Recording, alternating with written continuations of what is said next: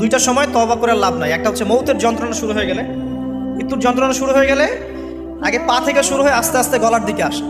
হাদিসে যেমনটা এসেছে, সূরা ওয়াকিয়ার মধ্যেও আছে যে পায়ের দিক থেকে যন্ত্রণা শুরু হয়ে আস্তে আস্তে আস্তে আস্তে এই গলার দিকে আসে, এবং আত্মাটা গলার এখানে যখন চলে আসে, এখান থেকে মালাকুল মউত আত্মাটাকে নিয়ে চলে যায় এবং চোখ দিয়ে তাকিয়ে থাকে মানুষ। রুহটা চলে গেলে মানুষ চোখ দিয়ে তাকিয়ে থাকে, দেখবেন এই কারণে মৃত ব্যক্তি তাকিয়ে থাকে, চোখ খোলা থাকে। এবং তখন আসমান থেকে সিঁড়ি নামিয়ে দেওয়া হয়, ওই সিঁড়িতে করে আত্মা চলে যাচ্ছে, ও তাকিয়ে দেখে যে আত্মা চলে যাচ্ছে। এবং মানুষ মারা যাওয়ার পরে চোখ জীবিত থাকে অনেকক্ষণ। মেডিকেল সায়েন্স যারা পড়েছে তাদেরকে জিজ্ঞাসা করবে, মানুষ ডেড হয়ে গেলেও চোখ দেখবেন আরও কয়েক ঘন্টা, হয়তো আরও নির্দিষ্ট একটা সময় পর্যন্ত চোখটা কিন্তু জীবিত থাকে। এই জন্যে চোখ বন্ধ করে দিতে হয়। যাই হোক, যেটা বলছিলাম যে মৌতের যন্ত্রণা শুরু হয়ে গেলে তওবা করে লাভ নাই, তওবার দরজা বন্ধ। আর পশ্চিম দিক থেকে সূর্য উঠে গেলে তওবা করে লাভ নাই, তওবার দরজা বন্ধ।